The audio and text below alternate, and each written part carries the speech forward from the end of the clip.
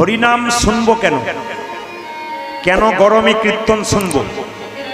একটা বাচ্চা জন্ম নেবার পর বাচ্চা কি খাবে এ কথা আপনারা কেউ ভেবেছেন?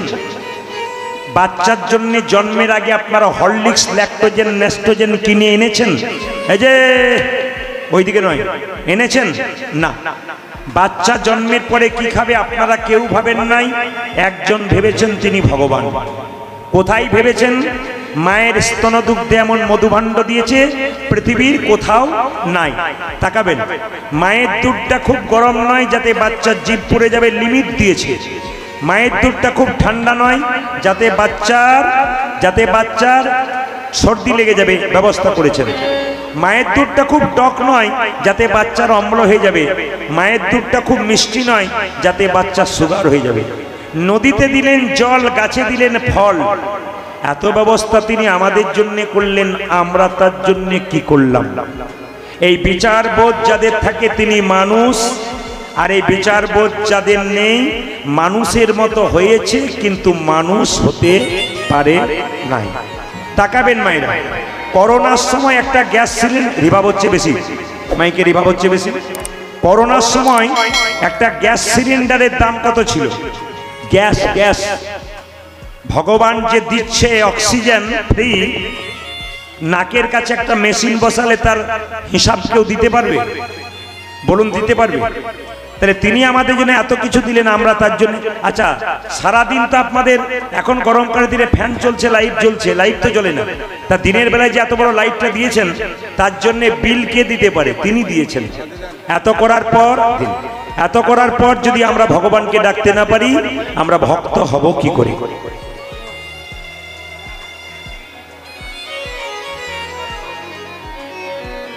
হরে কৃষ্ণ।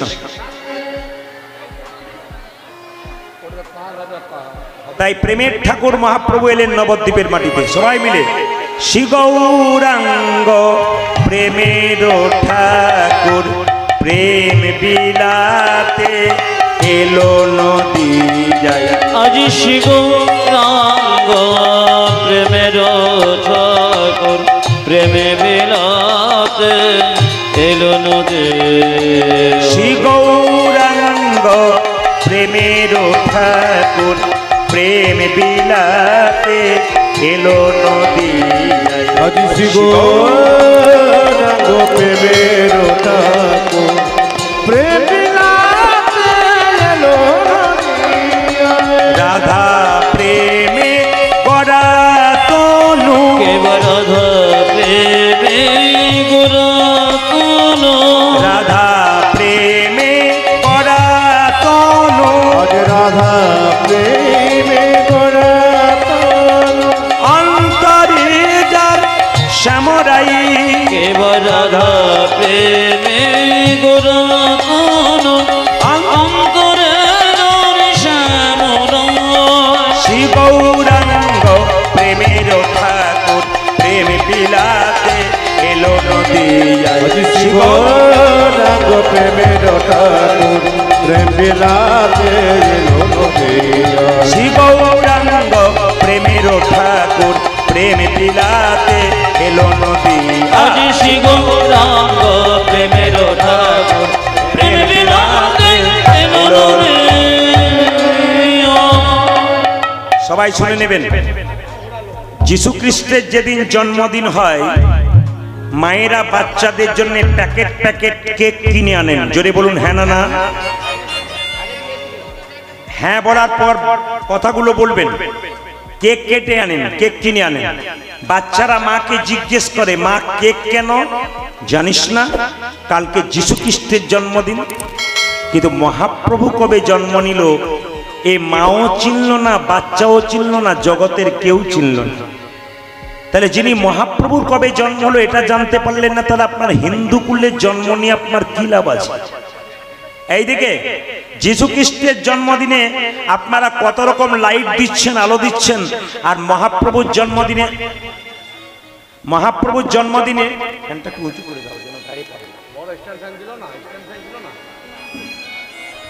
যদি বা একটা বাচ্চা পেয়েছে তো বাচ্চাটা তো অতদূর পর্যন্ত ছুটতে পারছে না, ও তো ছুটতে পারছে না। হ্যাঁ, এক ওকে বন্ধ করে দিন, ওকে বন্ধ করুন, বন্ধ করুন, বন্ধ করুন, দরকার না, বন্ধ করুন, বন্ধ করুন। জয়নি তাই, হ্যাঁ ওই স্ট্যান্ড ফ্যানটা একটু আগে করে দিন, ওই স্ট্যান্ড ফ্যানটা একটু মাঝে করে দিন, দেখুন লাভ হবে। ওই স্ট্যান্ড ফ্যানটা মাঝে করে দিন, ওটা মাঝে করে দিন, এইটাতে করে দিন, তাহলে কিছুটা লাভ। জানি তাই মায়েরা, নিতাই চাঁদ কি বেশ। মহাপ্রভু জন্ম নিয়েছিল 1407 শতাব্দের ফাল্গুন মাসের দোল পূর্ণিমা তিথিতে।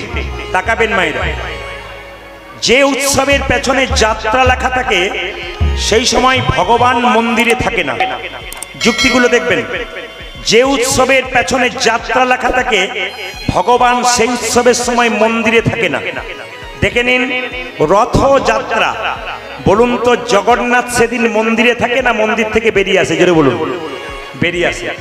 আচ্ছা বলুন তো, জগন্নাথের বেরোবার কি দরকার? মাসির বাড়ি না হয় গেল, কিন্তু জগন্নাথের বেরোবার কি দরকার?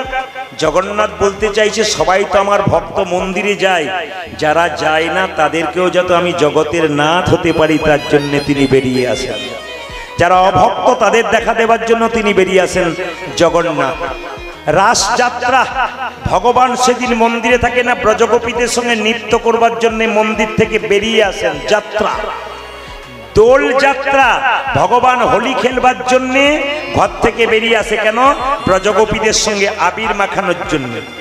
আচ্ছা তাকান আপনারা, আর একটা হচ্ছে কি ঝুলন যাত্রা, ভগবান দোল খায়, মন্দিরের ভেতরে থাকে না, মন্দিরের বাইরে থাকে। এই জন্য আপনাদের বলে রাখি, দোল পূর্ণিমার দিনে মহাপ্রভু জন্ম নিলেন। কোথায় জন্ম নিলেন? একটা নিম গাছের নিচে, এইদিকে নিম গাছের নিচে। ছেলের নাম রাখলো মা কি? নিমাই। বাবা নাম রাখলেন কি? জগন্নাথ মিশ্র বিশ্বম্ভর। আবার কাঁচা সোনার মতো গায়ের রং, ভক্তরা নাম রাখলেন গৌরাঙ্গ।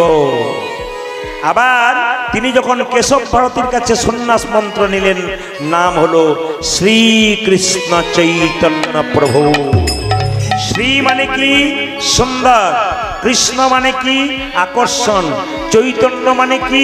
চেতনা। মায়েরা, প্রথমবার বিয়ে হয়েছিল বল্লভাচার্যের কন্যা লক্ষ্মীপ্রিয়ার সঙ্গে।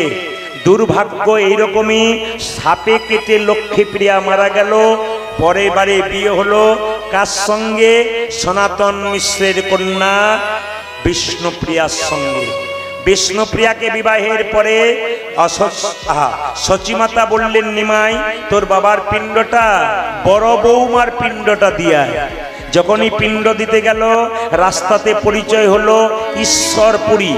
তার কাছ থেকে গোপাল মন্ত্রে দীক্ষিত হলেন মহাপ্রভু। তাকান, ঈশ্বরপুরীর কাছ থেকে মন্ত্র নেবার পর মহাপ্রভু শুধু কৃষ্ণ কৃষ্ণ কৃষ্ণ কৃষ্ণ কৃষ্ণ কৃষ্ণ কৃষ্ণ কৃষ্ণ কৃষ্ণ কৃষ্ণ কৃষ্ণ শুধু কাঁদে। আমি আপনাদের বলতে চাই, যেমন ভিড় করে আপনারা এসেছেন, প্রতিটি শরীরে হিন্দুর রক্ত বইছে, আপনারা হিন্দু।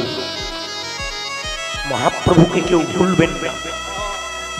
মহাপ্রভুকে যদি কেউ ভুলে, তবে তার মৃত্যু হওয়া ভালো। 10 বছর যদি কেউ বাঁচে, যদি কৃষ্ণ ভক্ত হয়, 1000টা ভক্ত তৈরি করে দিয়ে চলে যাবে। আর যদি একজন অভক্ত 100 বছর বাঁচে, ও হাজার হাজার অভক্ত তৈরি করে দিয়ে যাবে। এই জন্য ভক্ত সন্তান জন্মদিন, সংসারে আপনার ভবপারের পথটা পরিষ্কার হবে, আপনার সন্তানের জন্য আরো কৃষ্ণ ভক্ত সন্তানের জন্ম হবে। যে মায়েরা কৃষ্ণ ভক্ত সন্তান জন্ম দেয়, সে মায়ের গর্ভটার নাম রত্ন গর্ভা।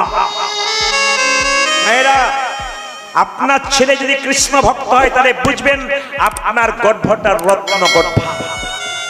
কয়েকদিন আগে দক্ষিণ 24 পরগনার একটা আসরে আমি গান গাইছিলাম। আমি চমকে গেলাম একজনকে দেখে। সবাই শুনে নিন। আসরের সামনে বসে আছে ওই মেয়েটাকে আমি দক্ষিণ 24 পরগনা গান করতে এসে 5-6 বছর ধরে দেখছি। কাটা ব্লাউজ, কাটা শাড়ি, ছোট ছোট চুল, হালকা সিঁদুর, শাখা নেই, আধুনিকা হয়ে সামনে বসে থাকে কিন্তু কীর্তন শোনে। আমি মনে মনে বড় রাগ হয়, সামনে ভক্তরা বসেছে, এ কি করছে, হ্যাঁ এ তো বসা উচিত হয় নাই, মনে মনে রাগ হয়। এবছর দেখতে পেলাম মেয়েটি তিলক নিয়েছে, মালা নিয়েছে, একটা নামাবলী গায়ে নিয়ে হরিবাসরে চুপচাপ বসে আছে।